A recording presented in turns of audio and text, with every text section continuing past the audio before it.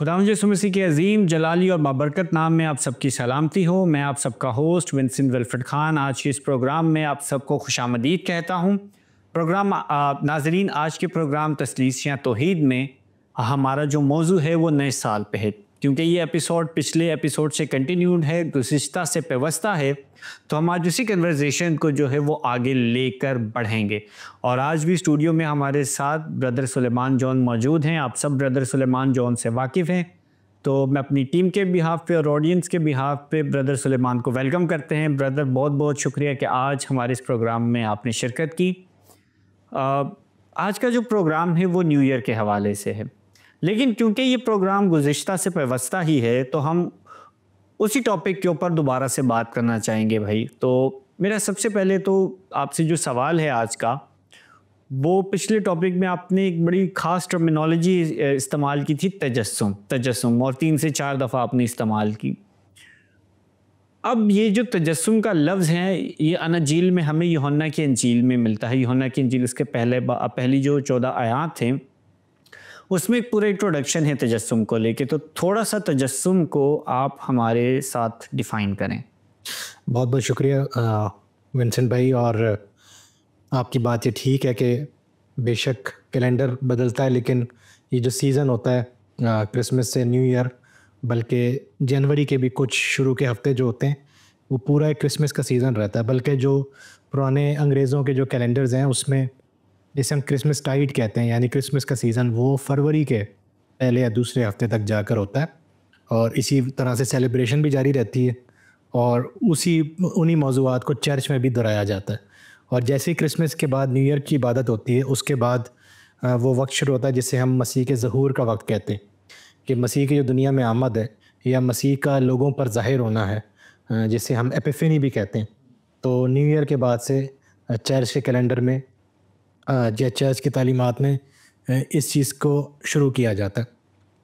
اب آپ نے جو حوالہ دیا ہے یوحنا کی انجیل پہلے باب کا، اس کے اندر جو ہماری پروٹیسٹنٹ ترجمہ ہے بائبل کا، اس میں مجسم کا لفظ آیا ہے کہ کلام مجسم ہوا۔ وہ کلام جو ابتدا سے خدا کے ساتھ تھا، بلکہ خدا ہی تھا، تو وہ مجسم ہوا۔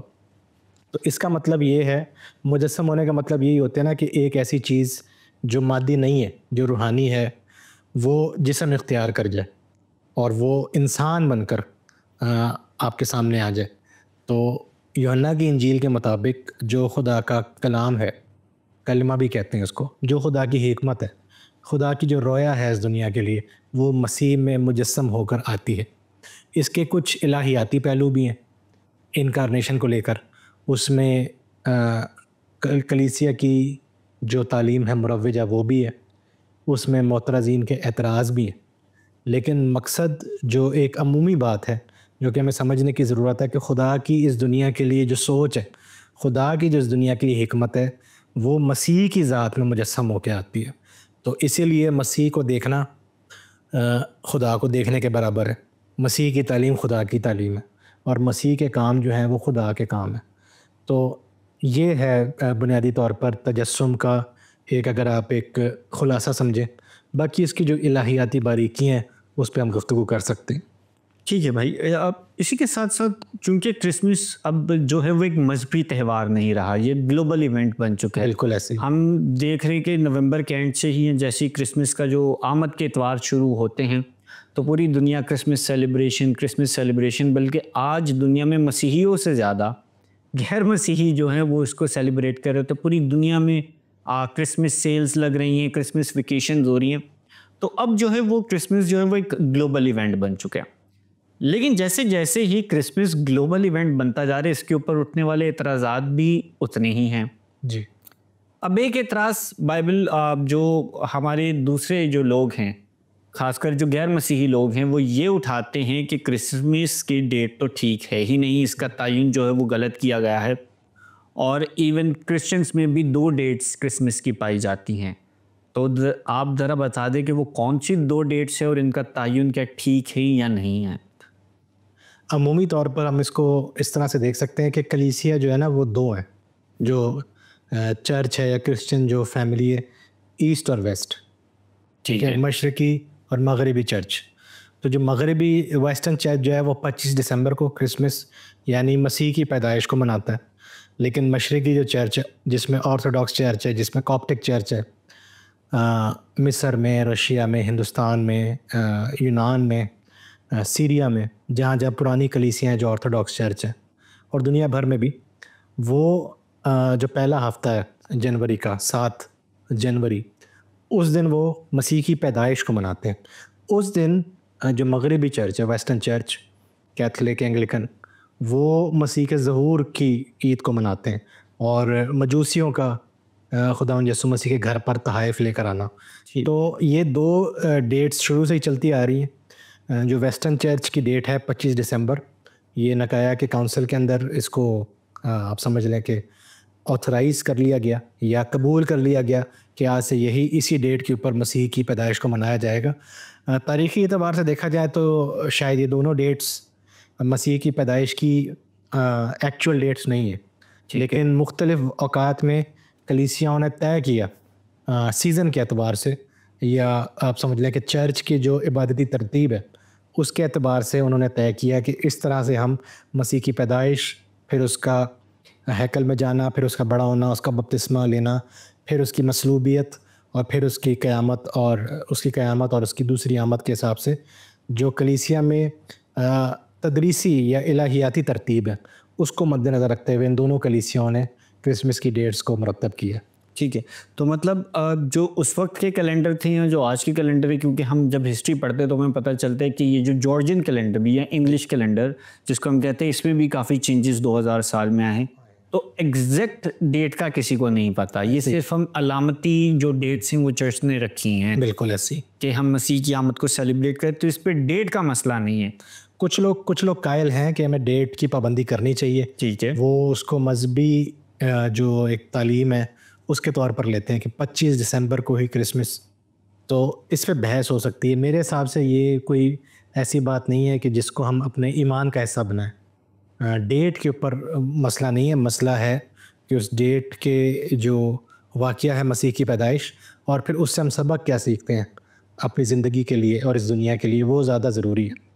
ٹھیک ہے، تو اسی کے ساتھ ساتھ ہم دیکھتے ہیں کہ جب آپ نے بات اس چیز کو ایکسپلین کیا کہ ویسٹرن اور ایسٹرن دو چرچز ہیں، اور ویسٹرن چرچ نے بیسیکلی 25 والی ڈیٹ پہ ایمفیسائز کیا، پھر کاؤنسل آف نائسیا جو تھی اس نے آتھرائز کر دیا 25 کو۔ لیکن جب ہم دیکھتے ہیں 25 دسمبر کی جو ڈیٹ ہے، اور اس سے آگے جب ہم بڑھتے ہیں، پہلی تاریخ کو آتے ہیں کہ نیا سال کا آغاز ہو چکا ہے، جی، اور اسی طریقے سے جب ہم انجیل مقدس کو بھی پڑھتے ہیں تو ہمیں پتہ چلتا ہے کہ یہ ڈیٹ آف برتھ سے لے کے خداوند یسوع مسیح کا جو سرکمسیشن کا جو ٹائم تھا، جو ختنے کا وقت تھا، اس پہ بھی کم و بیش اتنا ہی ڈفرینس تھا۔ بالکل۔ تو اب یہ ایک حسین اتفاق ہے، یا اس میں بھی آپ کو کوئی لگتا ہے کوئی پیغام ہمارے لیے پوشیدہ ہے؟ اس پہ ذرا روشنی ڈالیں۔ نہیں، بالکل آپ نے درست طریقے سے نشاندہی کی ہے کہ میں نے آپ سے کہا نا کہ جسے آپ کہتے ہیں موضوعاتی طور پر تھیمیٹکلی چرچ نے پھر ان تواریخ کو پھر انہوں نے کیلنڈر کے طور پر مرتب کی ہے کہ یہ کرسمس کی ڈیٹ ہے، تو اس کے 8 دن کے بعد پھر مسیح کا ختنہ، پھر مسیح کا ہیکل میں پیش ہونا، پھر مسیح کا بپتسمہ، ایسے چرچ کا کیلنڈر آگے بڑھتا۔ تو جو بائبل کا جو آپ سمجھ لیں بیانیہ ہے، اس کو دنوں کے حساب سے منانا، اور اس کے اندر مقدس شخصیات اور مقدس واقعات کے حوالے سے اس کو منانا، تو یہ چرچ کی خوبصورتی بھی ہے، جس سے ہمیں ان ساری باتوں کی یاد دہانی ہوتی رہتی ہے۔ بالکل ایسے ہی۔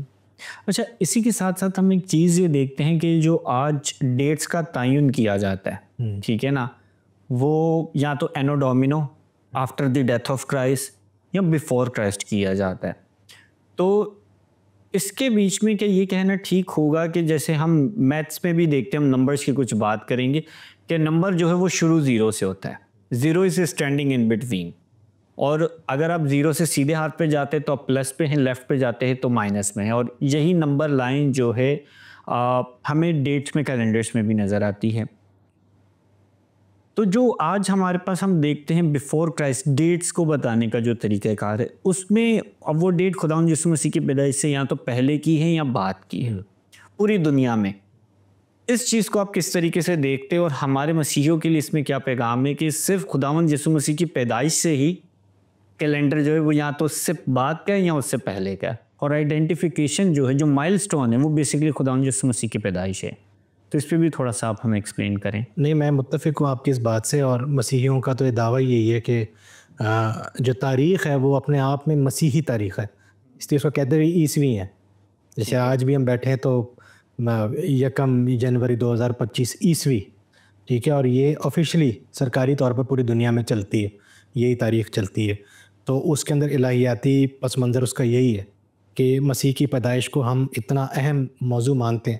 دیکھیں پچھلے پروگرام میں بھی ہم ڈسکس کر رہے تھے کہ مسئلہ صرف الوہیت کا نہیں ہے, وہ ہے مسیح کی افضلیت کا اور اس کے مرکزی کردار کا, نہ صرف ہمارے ایمان میں بلکہ دنیا کی تاریخ میں بھی. تو وہ جو کیلنڈر کی تقسیم ہے وہ اپنے آپ میں اس کو ظاہر کرتی ہے. اسی لیے اس کو بہت سارے لوگ تبدیل بھی کرنا چاہتے ہیں. تو گورے اس کو کامن ایرا یا بیفور کامن ایرا کر دیتے ہیں بجائے بیفور کرائسٹ اور اینو ڈومینائی کے.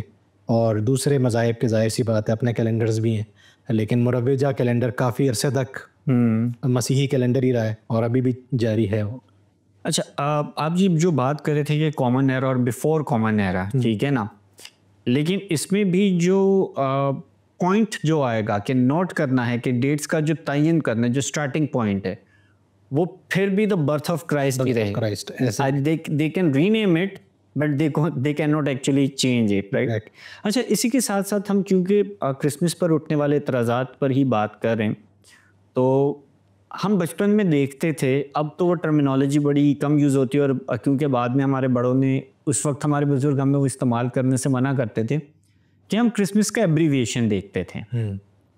ہم نے بڑی جگہوں پہ لکھا ہوتا تھا کہ پورا کرسمس نہیں لکھا ہوتا تھا, ایکس ماس لکھا ہوتا تھا, ٹھیک ہے, اور وہ ارلی 2000 تک کافی یوز بھی ہوا ہے گلوبلی چرچز میں. لیکن پھر اس پہ ایک تعین ہونا شروع ہوا کہ نہیں, آپ ایکسمس نہیں لکھیں, پورا کرسمس لکھیں. تو وہ ایکسمس کے پیچھے کیا اس کی ہسٹری تھی اور اس کو استعمال کرنا ٹھیک تھا یا نہیں, وہ ہمیں ذرا بتائیں. نہیں, وہ جو ایکسمس بھی ہے نا وہ مخفف ہے, وہ کرسمس کا ہی مخفف ہے, کیونکہ کرسمس یعنی کرائسٹ ماس. تو کرائسٹ یا خرستس, کرسٹوس, تو یونانی زبان میں جو خے کا تلفظ ہے وہ اس کو جب کیپٹل میں لکھا جائے گا تو ایکس کی طرح لکھا جاتا ہے, جو خی ہے. تو وہ ہے خے, یعنی خے فار خرستوس یا کرائسٹ. تو وہ اس کا مخفف ہے, میں نے مطلب کہ ایک شارٹ ہینڈ ہے, بجائے اس کے کہ کرائسٹ کو ہٹا کے ایکس لگانا ہے وہاں پر. یہ فنڈامنٹلسٹ اس پہ زیادہ اعتراض کرتے ہیں.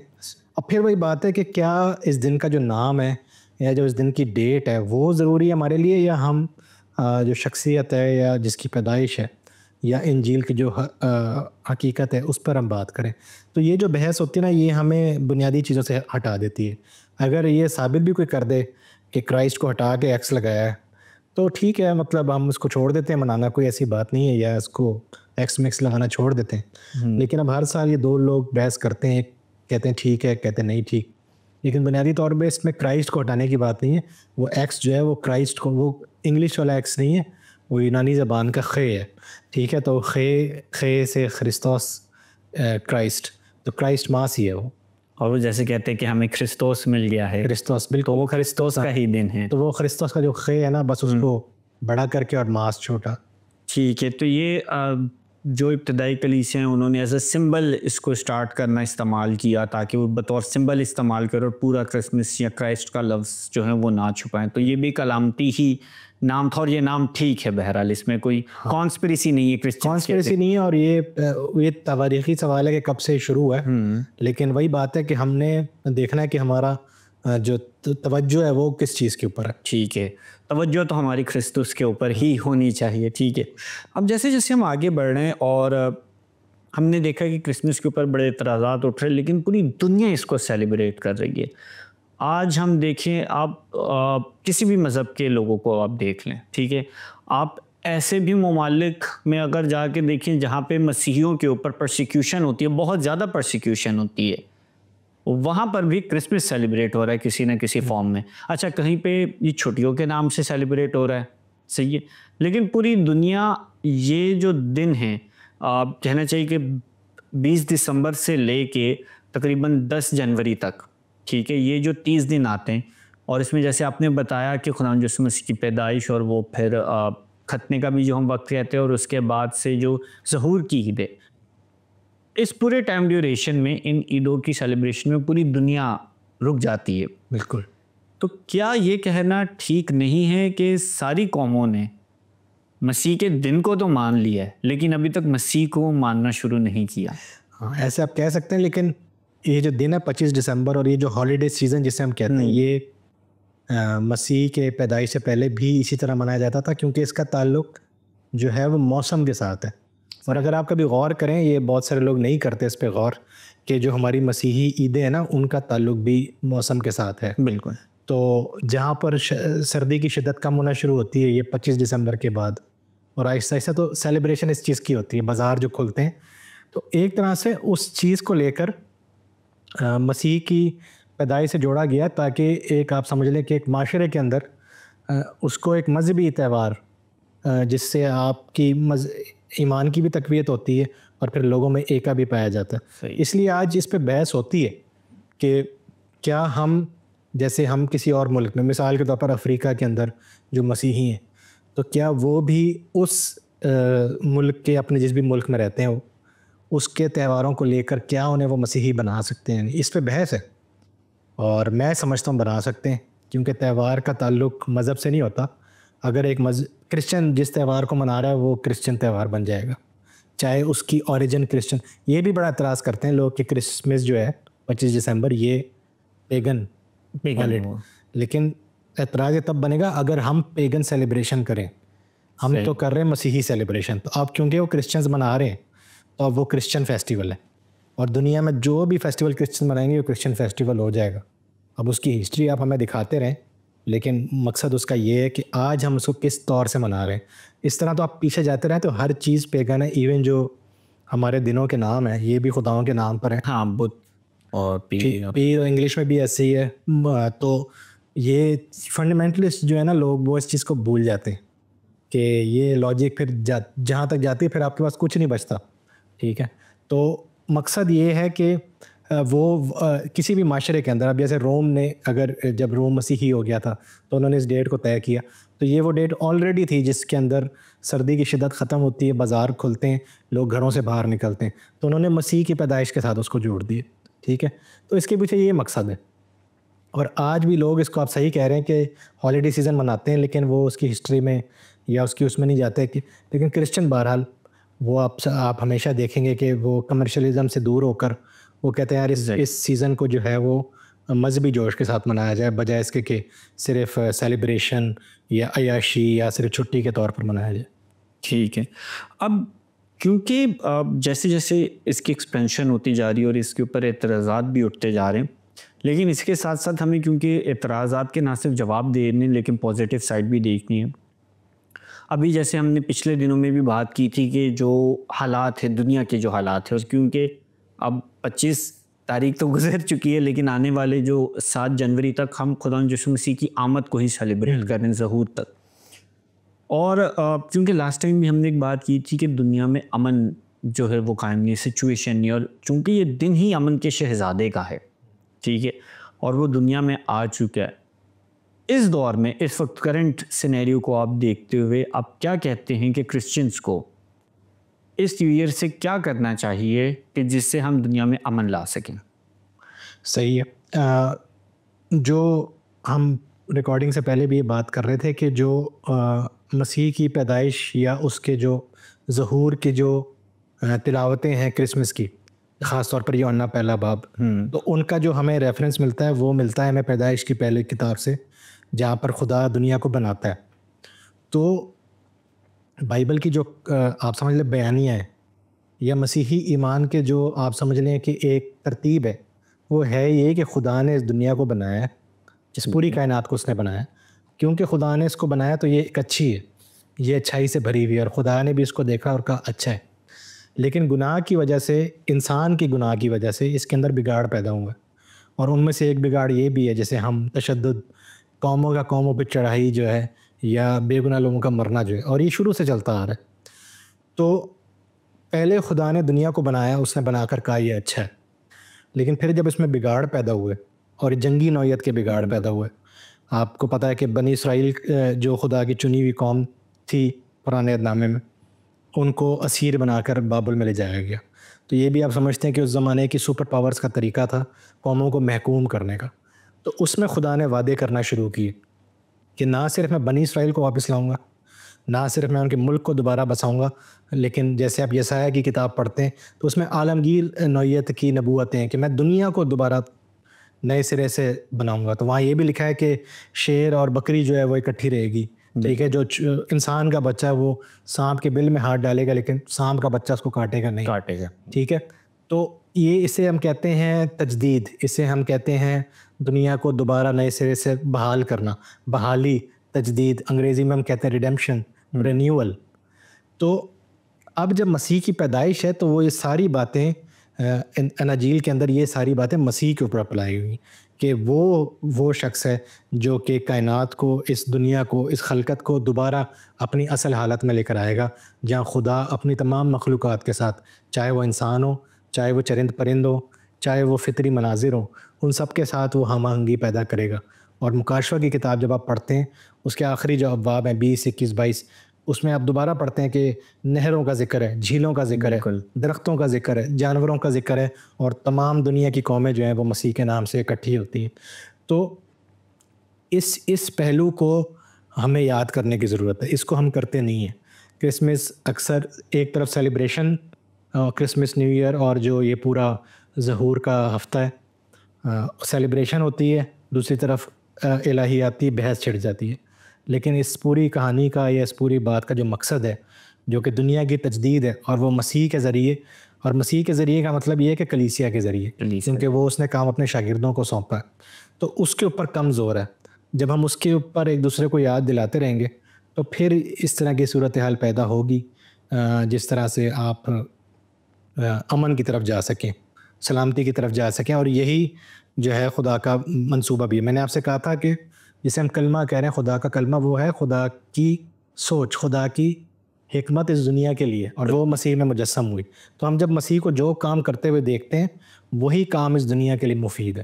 جتنا ہم اس کے قریب قریب رہیں گے اس دنیا میں ہم بھلائی پیدا کرتے رہیں گے، جتنا ہم اسے ہٹ جائیں گے تو اس دنیا میں ابتری رہے گی، کیونکہ وہ ہے ابتری گناہ کی وجہ سے. بالکل. اب کیونکہ یہ کرسمس سیزن، کرسمس جا چکا ہے لیکن کرسمس سیزن ہے، اور آپ نے یہی بات کی کہ جو امن ہے وہ خداوند یسوع مسیح کے ہی ذریعے سے، اور یہ کلیسیا کی ذمہ داری ہے کہ امن کو لے کے آنا.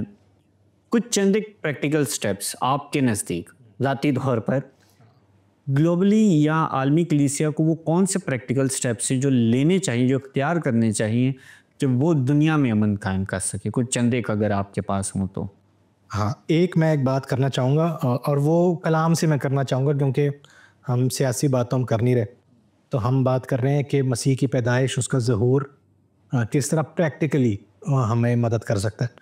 تو وہ جو آپ نے جہاں سے شو کا آپ نے ابتدا کی تھی، اور آپ نے کہا تھا کہ کرسمس ایسا سیزن ہے جس کو پوری دنیا مناتی ہے، اور کبھی کبھی آپ کو ایسا لگتا ہے کہ غیر مسیحی بھی اس کو ہم سے زیادہ مناتے ہیں. اس کے اندر بات ہے عالمگیریت کی. تو مسیحیت کی جو عالمگیریت ہے نا، وہ اس لیے ہے کیونکہ ہم نے یا ہمارے بزرگوں نے ہمارے ایمان کو کسی خاص قومیت، کسی خاص زبان یا کسی خاص دنیا کے خطے کے ساتھ نہیں جوڑا. حالانکہ کرتے ہیں کچھ لوگ. تو یہ جو عالمگیریت ہے نا، مسیح کے بارے میں لکھا ہے کہ وہ اپنوں میں آیا اور اس کے اپنوں نے اسے قبول نہیں کیا. یہ ہے یوحنا پہلا باب اس کی 12ویں اور 13ویں آیت. لیکن جتنوں نے قبول کیا ان کو خدا کے فرزند بننے کا حق بخشا گیا. تو اس میں تمام تر دنیا کے لوگ موجود ہیں. تو ایک طرح سے آپ سمجھتے ہیں کہ کچھ مذاہب کے اندر مسیحیت سے پہلے بھی اور مسیحیت کے بعد بھی ایسے مذاہب ہیں جو اپنے آپ کو ایک خاص قومیت کے ساتھ، خاص زبان کے ساتھ، خاص خطے کے ساتھ جوڑتے ہیں.